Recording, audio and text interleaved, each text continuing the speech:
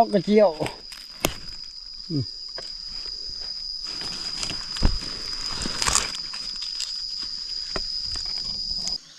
ปีนก็หอก4 โตหอกเมื่อคืนผลงานเมื่อคืนมานอยู่เลยโอ้บ่พิมพ์ยังบ่ตื่นบ่พิมพ์บ่ตื่นพิมพ์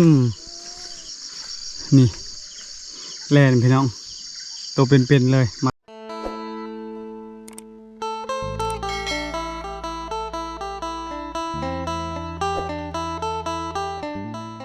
สบายดีพ่อแม่พี่น้องสบายดีตอนเช้าบ่ไปรัดเช้าพี่น้อง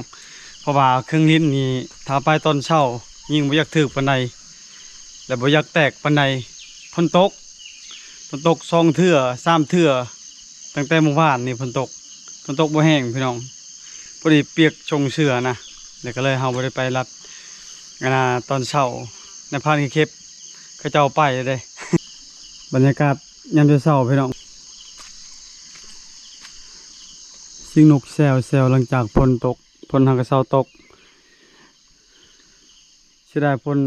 ตกบ่แห้งถ้าฝนตกแห้งนี้อาจจะเอาปลาลายอยู่ปลาขึ้นปลาเบินคือปีกายนี่เอาปลากับเบาเลาะเบาพังมีพิมพ์ลายมารอบที่2เอากับไอเฮียงน้องดาก็ได้ลายปลาลายไก่ทำลายปลาลายไก่นี่แหละปีนก็หอก4 โตหอกเมื่อคืนผลงานเมื่อคืนมานอยู่เลยโอ้บ่พิมพ์ยังบ่ตื่นบ่พิมพ์บ่ตื่นพิมพ์นี่แล่นพี่น้องตัวเป็นเลยมัดใบเชือกใหญ่ๆมือก้อยอยู่บ้านในพาที่เก็บเพิ่นเว้าสิได้ช่วงนี้ในพานเดือนบ่สู้กินเหล้ากินเบียร์คันบ่แกมเหล้าแกมเบียร์แซ่บแล่นพี่น้องตัวใหญ่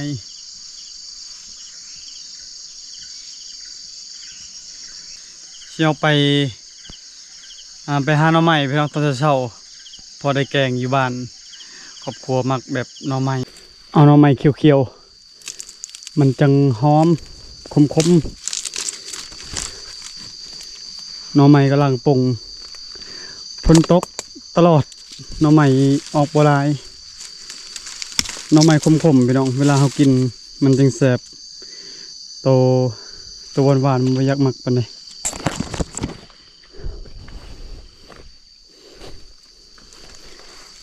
เลาะหา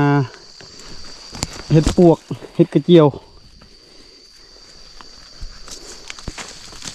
เห็ดเพาะช่วงนี้เห็ดเพาะออกบางพื้นที่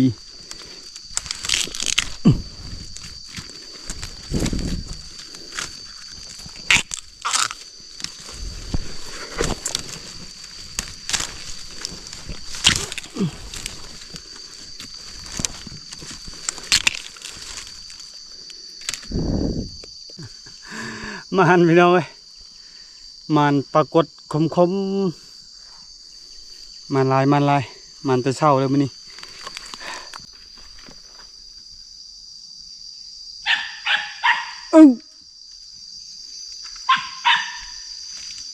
ชูใส่บ่ทันแล้ว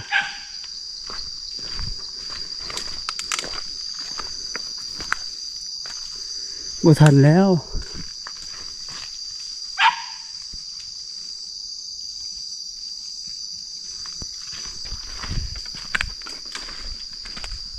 สักหน่อยคันว่าแล่นนี่บ่รอดแล่นนี่ได้แน่นอน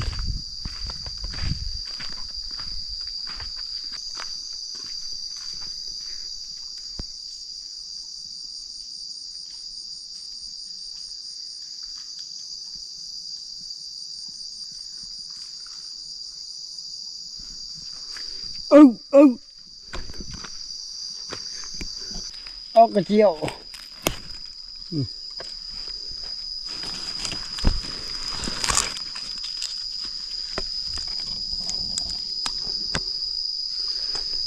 ไปทางใดมีแต่ยุงลายเต็มเป็นตาญาตินั่นเลยช่วงนี้ยุงออกลายฝนตกถ้าติดเสื้อนี่น่าจะบ่รอดเลยตายอย่างเดียว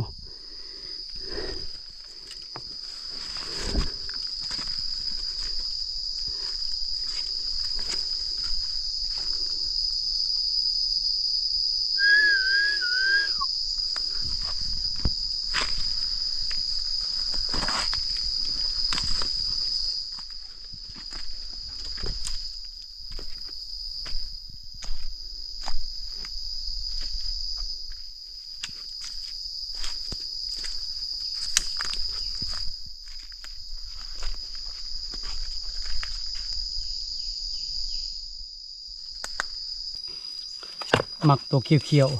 ๆข้าวจั่วบ่หมัก ตัวนี้แหละมันจังอร่อยหมักตัวคมๆนอคมๆ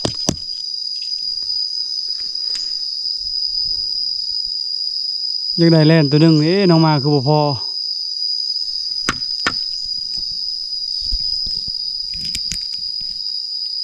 น้องมาฮะกับใหญ่ปีนี้ช่องโตใหญ่ปีนี้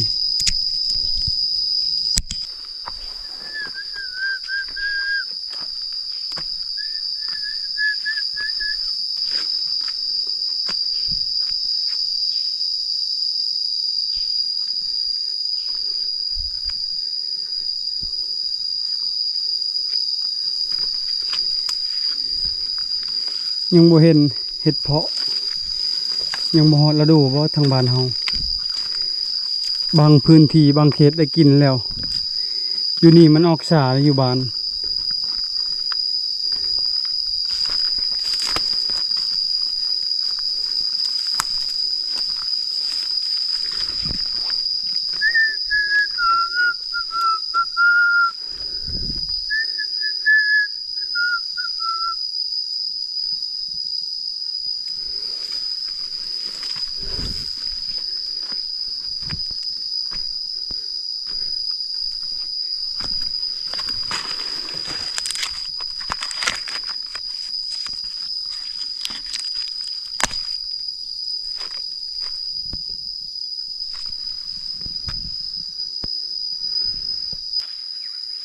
บ่เห็นเลยเห็ดเพาะหาจนเมื่อย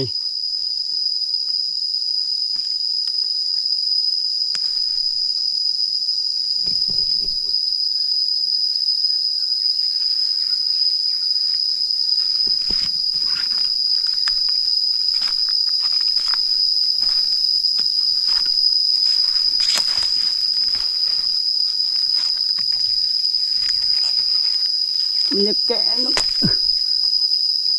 แก่แล้ว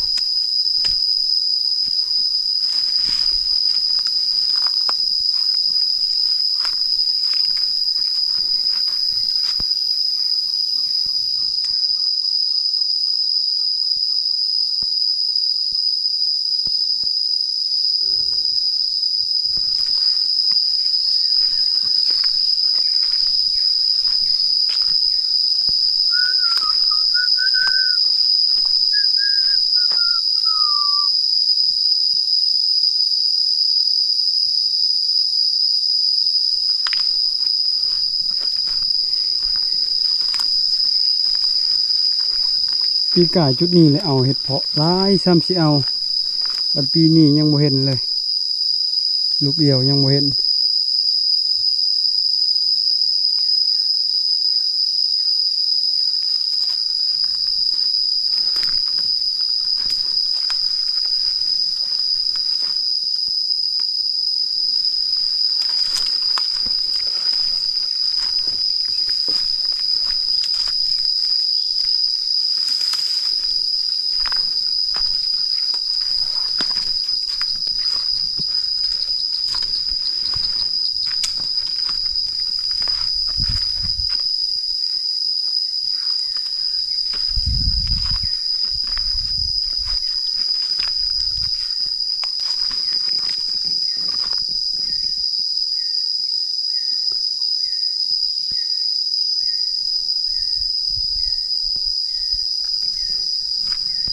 ลงมาฮอดที่พักได้หน่อไม้บ่หลายพี่น้องพอได้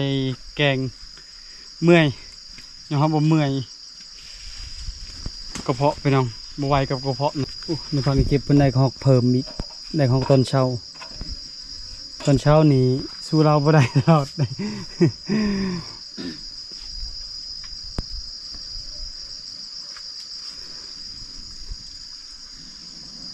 ยังบ่ทันได้เก็บเครื่องจังเนาะเก็บเครื่องทงยางแล้วก็เครื่องอนามัยจุดทิมเก็บเครื่องก่อน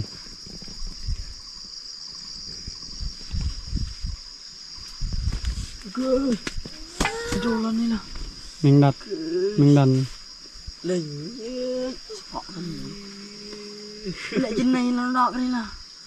Lờ có bay được có đọ bò kỳ lớn nữa nha tăng kỳ lờ tiên มันอันนี้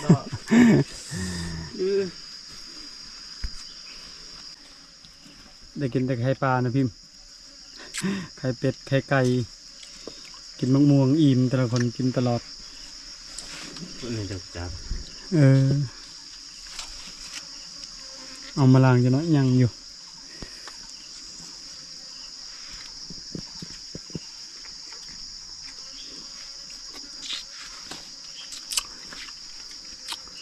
เมเล็กโรเมจาเอม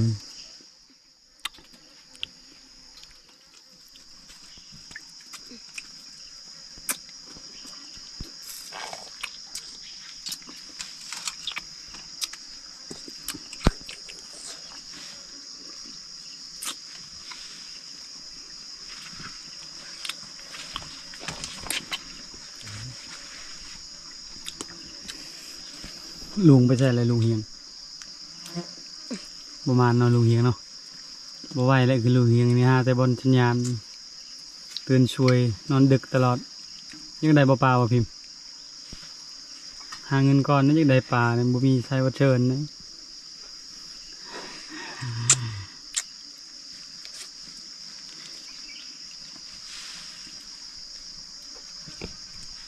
พี่สาวไอเฮียงอยู่ใช่บ่พิมพ์ปลาอยู่ใช่ เป็นยังคือบูฮู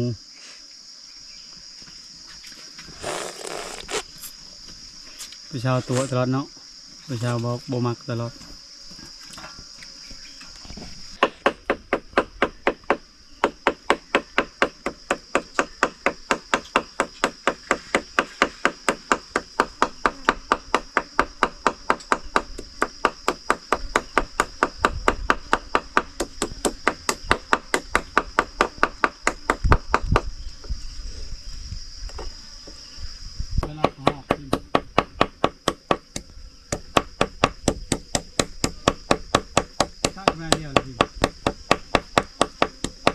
มาได้พอพี่น้องกินลาบกระหอกตอนเช้าลวกผักลวกกระเจียว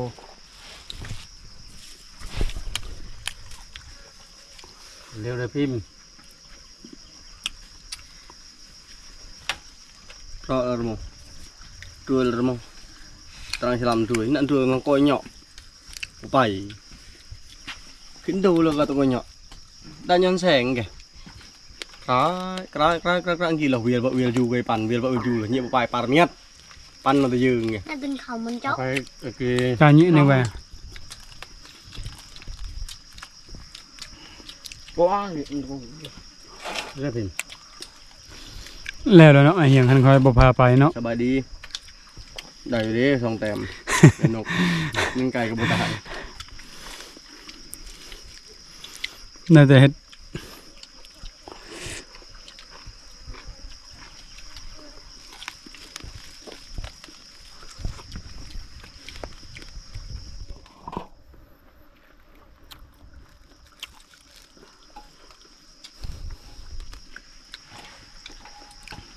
buôn đợn giọt kìa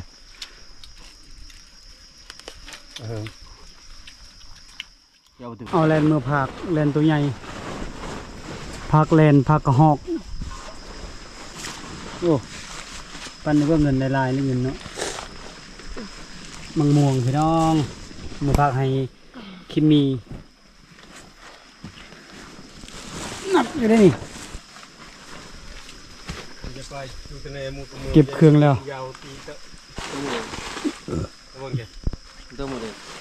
เก็บเครื่องเดินทางกลับบ่ว่าเราตัวดิ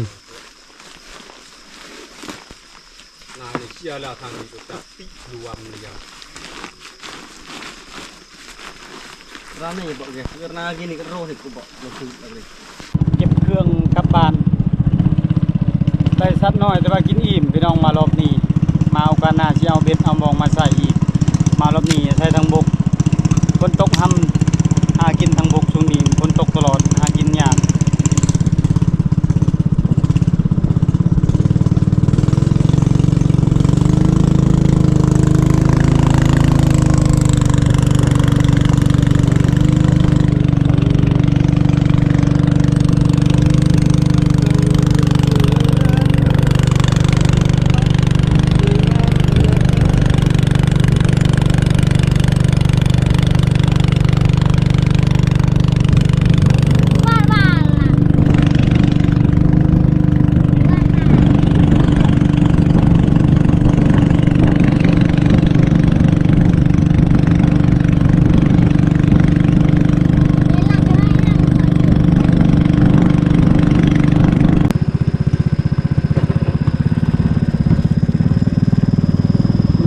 ก่งลีนแล้วคนสิตก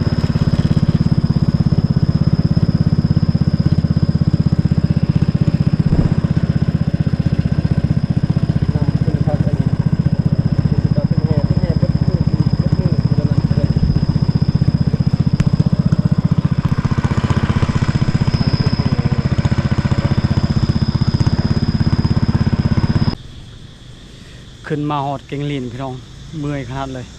ตั้งแต่ไปเลยตั้งแต่ไปป่า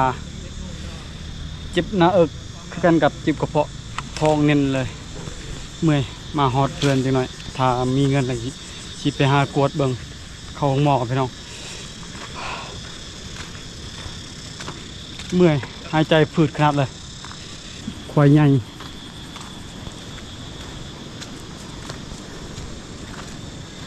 อันยังใครเนี่ยเมื่อบานเก่งลีนถ้าเมื่อบานเฮานี้ยางมาไวกลับมาไวแล้วเมื่อยลอยๆกับบ่มียังมาพักมาต้อนพี่น้องตัวเองบ่สบายเนี่ยยอมรับบ่เมื่อยอีหลีแล้วก็เจ็บเนิกสิไปโกดแล้วฮอดเฮือนนี่บ่ไหวขอบใจทุกคนที่เข้ามาติดตามแต่ต้นจบเด้อพี่น้อง